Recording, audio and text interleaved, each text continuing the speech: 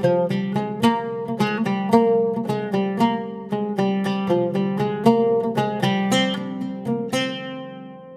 இன்னைக்கு உடம்புக்கு ரொம்ப ஆரோக்கியமான ஆட்டு செவரொட்டி வறுவல் எப்படி செய்யறதுன்னு பார்க்க போகிறோம். இது நிறைய ஃப்ரெண்ட்ஸ் ரெக்வஸ்ட் பண்ணி கேட்டிருந்த ஒரு ரெசிபி. ஸோ உங்களுக்காகவே நான் ஸ்பெஷலாக ஷேர் பண்ணியிருக்கேன். இந்த வீடியோ படி ஆசிட்டிஸ் அப்படியே பண்ணி பாருங்கள். ரொம்ப ரொம்ப டேஸ்டியாக பண்ண முடியும். ஹாய் ஃப்ரெண்ட்ஸ், வணக்கம். என் பேர் Abhi. Welcome to Indian recipes Tamil. வீடியோக்குள்ளே போகிறதுக்கு முன்னாடி நம்ம சேனல் இந்தியன் ரெசிபிஸ் தமிழை சப்ஸ்கிரைப் பண்ணிக்கோங்க. கூடவே இருக்க பெல் சிம்பலையும் கிளிக் பண்ணிக்கோங்க.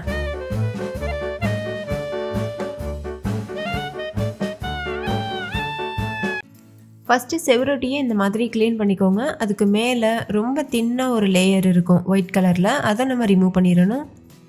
அதுக்கப்புறமா அதை சின்ன சின்ன பீசஸாக கட் பண்ணிவிட்டு நம்ம யூஸ் பண்ணிக்கலாம்.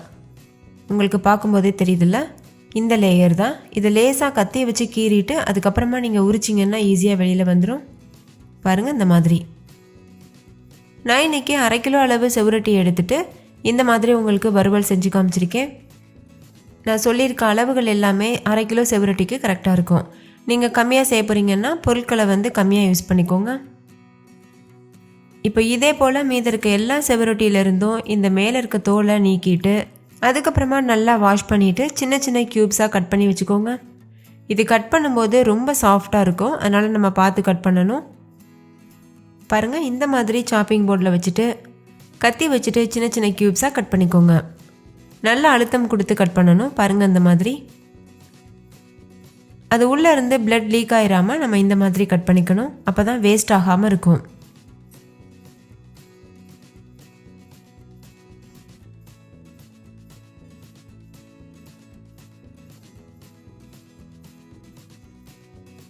பாருங்கள், இந்த அளவுக்கு சின்ன சின்ன க்யூப் சைஸ்க்கு கட் பண்ணிட்டு வச்சுக்கோங்க. இப்போ இது ஒரு ஓரமாக இருக்கட்டும். அடுத்து ஒரு கடாய் சூடுபடுத்திக்கோங்க. அதில் 3 டேபிள் ஸ்பூன் எண்ணெய் சேர்த்துக்கோங்க. எண்ணெய் நல்லா சூடானதுக்கப்புறமா இது கூட 1 டீஸ்பூன் சோம்பு சேர்த்துட்டு சோம்பு நல்லா பொரிய வச்சுக்கோங்க. சோம்பு நல்லா பொரிஞ்சதுக்கப்புறமா ஒரு பெரிய சைஸ் வெங்காயத்தை கட் பண்ணிவிட்டு சேர்த்துக்கோங்க. கூடவே ஒரு கொத்து கருவேப்பிலை சேர்த்துக்கோங்க. சேர்த்து நல்லா மிக்ஸ் பண்ணிக்கோங்க. வெங்காயம் ஓரளவு வதங்கினா போதும். இப்போ பாருங்கள், வெங்காயம் வதங்கிருச்சு. இப்போ இது கூட இஞ்சி பூண்டு விழுது சேர்த்துக்கோங்க.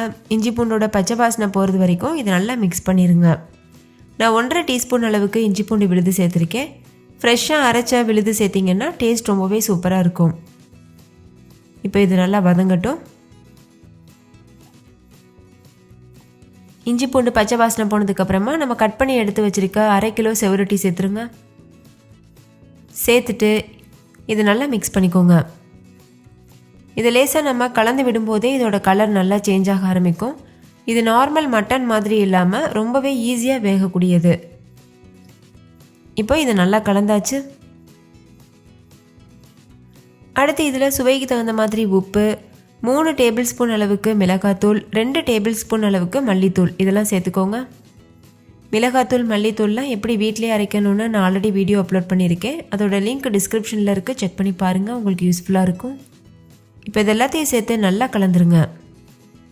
ஸ்டவ் லோ ஃப்ளேம்லேயே இருக்கட்டும். இப்போ ஒரு 1/2 கப் அளவுக்கு தண்ணி சேர்த்துக்கோங்க. தண்ணி சேர்த்து வேக வைக்கும்போது நல்லா சாஃப்டாகவும் டேஸ்ட்டாகவும் இருக்கும். நல்லா மிக்ஸ் பண்ணதுக்கப்புறமா ஹை ஃப்ளேமில் வச்சு கொதிக்க வச்சுக்கோங்க. இந்த தண்ணியெல்லாம் முழுமையாக ட்ரை ஆகிட்டு ஒரு வறுவல் பக்குவத்துக்கு வர வரைக்கும் இடையிடையில் கிளறி விட்டுட்டே இருக்கணும். இப்போ தண்ணி ஓரளவு ட்ரை ஆக ஆரம்பிச்சிருச்சு. செவரொட்டியும் நல்லா வெந்து வந்திருக்கு. இன்னுமே இதெல்லாம் நல்லா வற்றி வரணும். அப்போ தான் நல்லா நம்மளுக்கு சாப்பிட்றதுக்கு வறுவல் போல் இருக்கும். நீங்கள் சப்பாத்தி கூடலாம் வச்சு சாப்பிட போகிறீங்கன்னா இந்த கன்சிஸ்டன்சிலேயே நீங்கள் இறக்கிடலாம். அப்போ சப்பாத்தி கூட வச்சு சாப்பிட்றதுக்கு சூப்பராக இருக்கும். நான் இன்றைக்கி ட்ரையான வறுவல் பக்குவத்துக்கு பண்ண போகிறேன். அதனால் இன்னும் கொஞ்சம் இதை நம்ம ட்ரை பண்ணிக்கலாம். இது வாரத்துக்கு ஒரு டைம் நம்ம சாப்பிட்டாலே போதும். ஹீமோக்ளோபின் லெவல் நல்லாவே இன்க்ரீஸ் ஆகும். ஸோ பெண்கள் கட்டாயம் இதை சாப்பிடணும், வாரத்துக்கு ஒரு டைம் ஆகுது. அவ்வளோதான், டேஸ்டியான செவரொட்டி வறுவல் சூப்பராக தயாராகிருச்சு. இப்போ நம்ம ஸ்டவ் ஆஃப் பண்ணிவிட்டு சர்வ் பண்ணிடலாம். ஓகே ஃப்ரெண்ட்ஸ், இந்த ரெசிபி உங்களுக்கு பிடிச்சிருந்துச்சுல? பிடிச்சிருந்தா லைக் பண்ணுங்கள், ஷேர் பண்ணுங்கள், கமெண்ட் பண்ணுங்கள். தேங்க்யூ.